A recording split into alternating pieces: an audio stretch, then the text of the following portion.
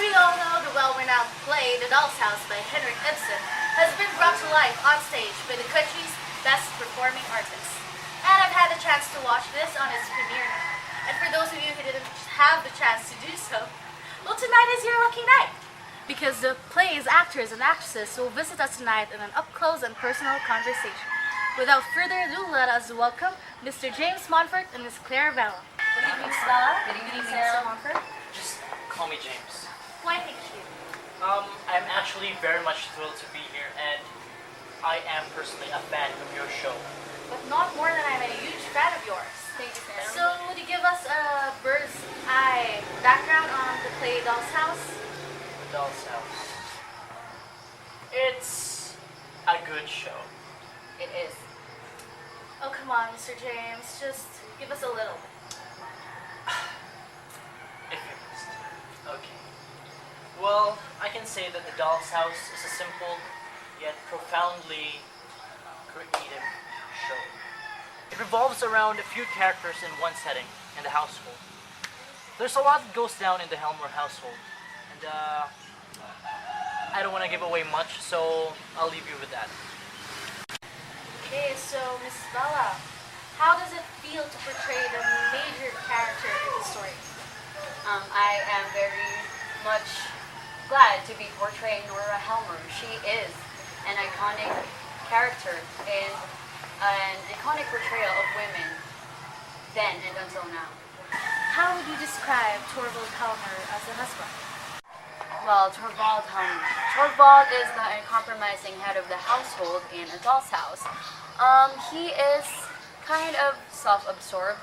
Well, not kind of, that's understating it. He is self-absorbed, self-satisfied, and is rather oblivious to the inner lives of others. Well, Torvald embraces the idea that a man's role is to guide and protect his wife, and he clearly enjoys the idea that Nora needs his guidance. He interacts with her as father would. Plus, he's very conscious of other people's perceptions of him and of his standing in the community. How about you, James? Describe Nora's character in one word. Overly dependent? That's not one word. That's not one word, Joe. Although she's not aware of the fact that Torvald is making her this doll-like figure where she's always coddled, pampered, and patronized, she never does anything without asking Torvald's permission. Yeah. And you agree with me? Yeah, but we don't wish to say anything more in case, To not spoil anybody. To our viewers out there will be spoilers. You have been warned. So, why do you think the play was entitled Doll's House? How does this relate to your characters? Well, as what James said a while ago, Nora has become Torvald's doll. Not long before her famous door-slamming exit, Nora has a little something to say to her husband, Torvald. Our home has been nothing but a playroom. I have been your doll wife. With statements like this, it's probably not too hard to guess where the play's title might have come from. Torvald has never treated Nora as anything more than a plaything. He admires her beauty, he gets her to dance for him, he even dresses her up in costumes. In fact, she is his doll. The home they live in seems perfect and picturesque, but just like Nora's life, it's all just for show. She's never been anything but Torvald's plaything, and every house she's ever lived in, including her father's, has been just as artificial. What an insightful explanation, Miss Valla. In the story, Torvald has been portrayed as quite obsessed with his image both in and out of the home. He desires to be respected and honored. He seems to believe that his professional life and his own opinions are the only things he should be expected to consider. As a man, James, is reputation and honor really valuable? Honestly, Sam, yes. History would tell us that men were viewed as superior beings, as great warriors, while women were just left in their homes to take care of the children, to do household chores. I, for one, was raised to become a leader.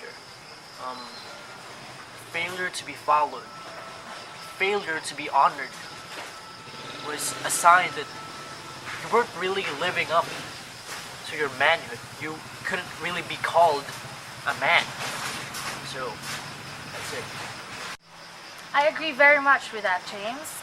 Unfortunately, Miss Colleen and Mr. Eric cannot make it tonight, so we'll have them tomorrow. Stay tuned, everybody. We will be back with Miss Claire and Mr. James on another daily cooking session here on Late Nights with Sammy.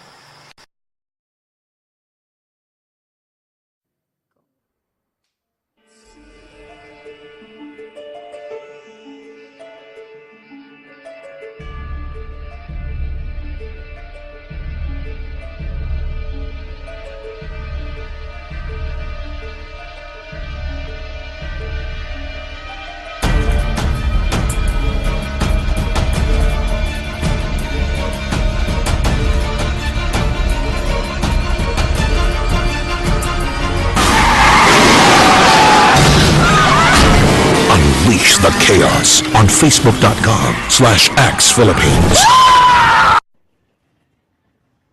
Come on. Yeah.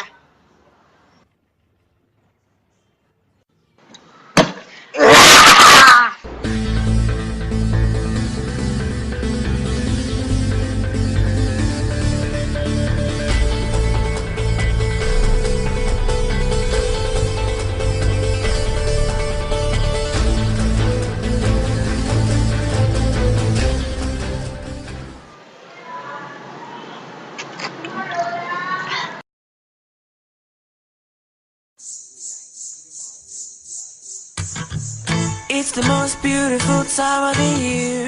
Lights fill the streets, spreading so much cheer. I should be playing in the winter snow, but I'ma be under the mistletoe. I don't wanna miss out on the holiday, but I can't stop staring at your face. I should be playing in the winter snow, but I'ma be under the mistletoe. Shawty with you, shawty with you. Under the mistletoe. How are you today, Miss Colleen? Actually, I'm feeling kind of great because, it's actually ironic because we've been having a lot of interviews, all these rehearsals, and it's a busy week. But it's great to be here with you guys. It's an honor. Actually, I'm super excited for our last show on October 16. It's gonna be extra special because it's our last one. So make sure to be there and support us. Oh, I'm sorry he's not here. He can't make it because he has some appointments to attend to. But he says hello to everyone, especially to his fans, the Ericsters, the Cholerics. You can, if he's gonna have a Q&A tonight in his Twitter, you can use the hashtag Cholerics, and you can make sure to be creative with your questions because we're gonna take time to read all of them and answer them, and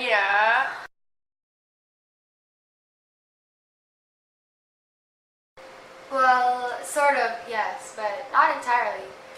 Krogstad is the antagonist in A Doll's House, but he's not necessarily a villain. Though his willingness to allow Nora's torment to continue is cruel, Krogstad is not without sympathy for her.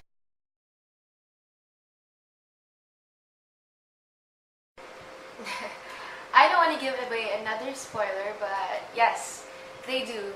Krogstad and Mrs. Lind, they were seeing each other in the play, but apparently Kristen Lind had married for money that she needed to support her mother and her two young brothers.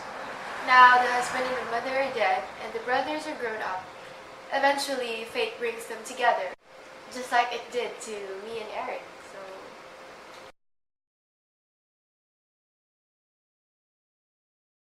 Well, Lynn's independence and strong sense of self emphasizes Nora's dependence and lack of personal identity.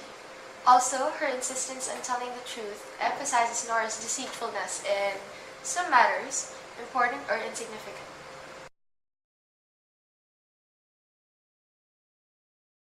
Well, through Kristen Lind, the playwright previews the woman, Nora Helmer, will become after leaving Torvald and the stifling security of their marriage. Well, like Christine, she will learn to live an independent, self-directed life, thinking for herself, exercising her own judgment, and making her own decisions. You'll get it why when you watch the play.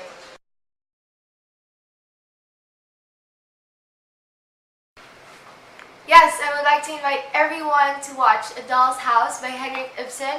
You guys can still catch it. Our last show will be on October 16 at Resorts World Manila. The show will be starting 6:30 p.m. and tickets are available at Ticket World, and you can use the promo code LOVECOLLEEN to get a 15% discount on your second ticket. We will put up a good show just for you. See you there!